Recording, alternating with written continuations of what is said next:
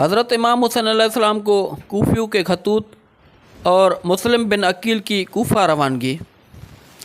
حضرت امام حسین علیہ السلام نے کوفیوں کے خطوط آنے کے بعد مسلم بن عقیل کو کوفہ روانہ کیا تاکہ وہ اصل صورت حال معلوم کریں۔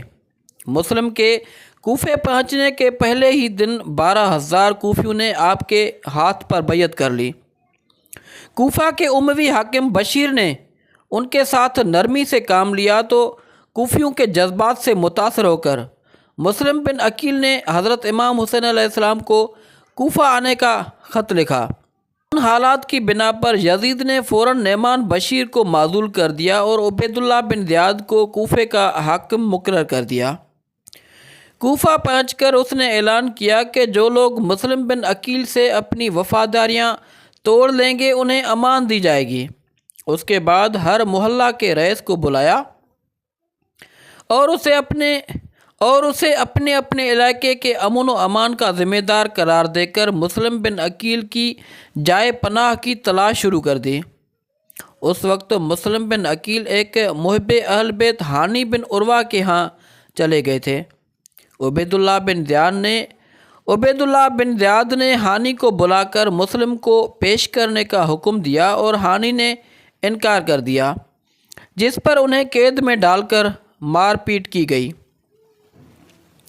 معاویہ کی موت کی خبر سننے کے بعد کوفیوں میں خوشی پیدا ہو گئی تھی، جو زیادہ تر شیعہ تھے۔ کوفہ کے شیعہ رہنما سلیمان ابن سرد خزائی کے گھر جمع ہوئے اور حسین کو ایک خط میں معاویہ کی حکمرانی کے خاتمے پر خدا کا شکر ادا کیا۔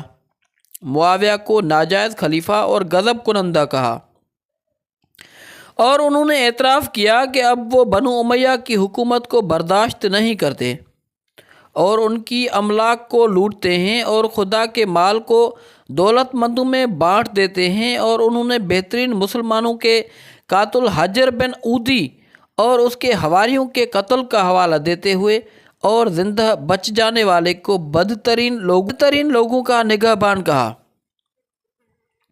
کوفیوں نے بتایا کہ وہ معاویہ کے مقررہ کردہ کوفے کے گورنر نعمان بن بشیر کی رہائش گاہ پر اس ہفتے جمعے کی نماز پڑھیں گے، اور اگر حسین آنا چاہتے ہیں تو وہ نعمان کو کوفہ سے نکال دیں گے۔ کوفہ کے باشندوں اور اس کے قبائل کے سرداروں نے 7 قاصدوں کو خطوط کے بہت سے تھیلے دے کر حسین کو بھیجا۔ پہلے 2 قاصد 10 رمضان 680 کو مکہ پہنچے۔ بہت سارے خطوط حسین کو پہنچائے گئے، جن میں سے کچھ کوفی برادری کے مطابق تھے۔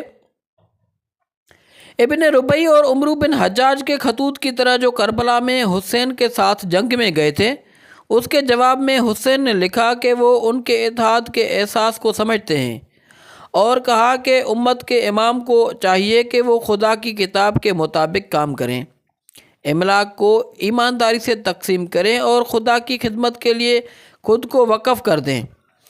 تاہم کچھ کرنے سے پہلے اس نے اپنے کزن مسلم بن عقیل کو وہاں صورتحال کی چھان بین کے لیے بھیجا۔